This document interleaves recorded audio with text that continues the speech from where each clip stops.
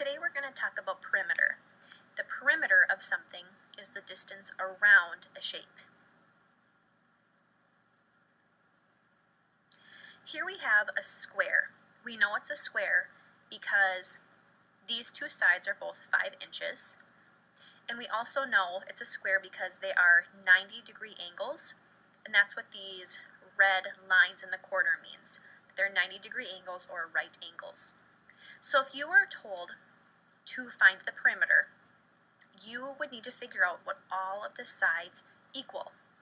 So here, we need to figure out what these other two sides equal. Since it's a square, we know that all the sides are the same. If this is 5 inches, this is 5 inches, this side is 5 inches, and this last side is 5 inches. We need to add up all of the sides. This one should be pretty easy because you can just count by fives.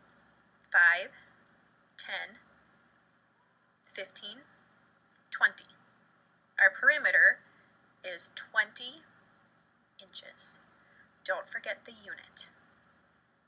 Let's try another one.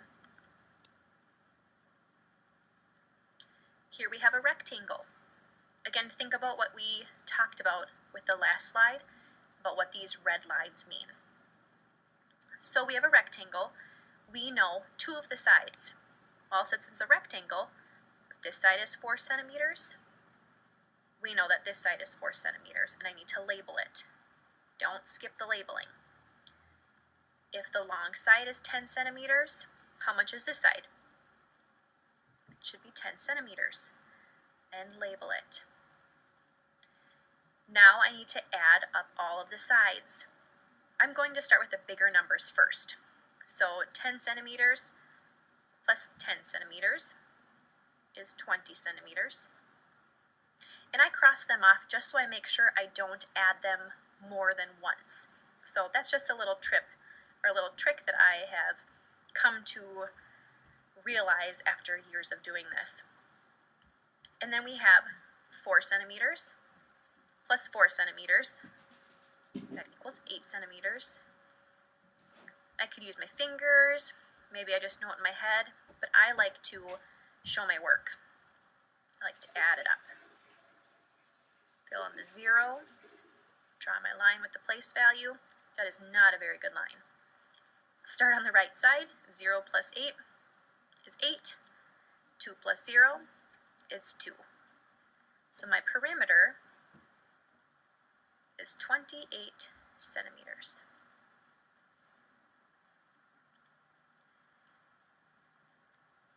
Now it's time for your first homework problem. So you should have your math notebook open. The title of this homework should be perimeter. So make sure you write this down right here, capital P. You also want to make sure you have the date in the top right corner. Think about how we've practiced in class.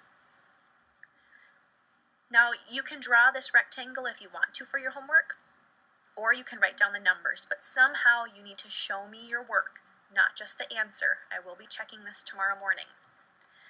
So if you need to pause the video, but please show your work and figure out what the perimeter is. Do not forget the units.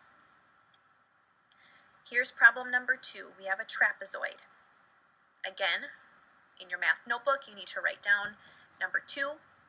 You can draw the trapezoid if you want to, and the numbers, but make sure you have your answer with the units. Pause the video if you need to. If you are confused, you're not sure how to do the homework, you might feel like Grumpy Cat right here. So if you're feeling like Grumpy Cat, you need to go back to the very beginning and review the steps on how to figure out the perimeter. If you don't feel like Grumpy Cat, you can keep moving on here. So here we have regular polygons, and that means that all sides and angles are equal. They are the same. So here are some different examples of regular polygons. Now we're going to take a look at this one here. This one has how many sides? It has 7 sides. This is called a heptagon. That's a shape or a polygon that has 7 sides. Now it's actually called a regular heptagon because all of the sides and angles are the same. Here is homework problem number 3. You need to figure out the perimeter of this heptagon right here. If all of the sides were 7 millimeters, what would the perimeter equal? You need to figure that out right now. It's problem number 3. Pause the video if you need to. And lastly, we have problem number 4. This problem is a little bit different. You know the long side of this rectangle, but we know what the perimeter is. You need to figure out what this side equals. Whatever this side equals should be the same number over here. Figure out what the short side equals and write it down.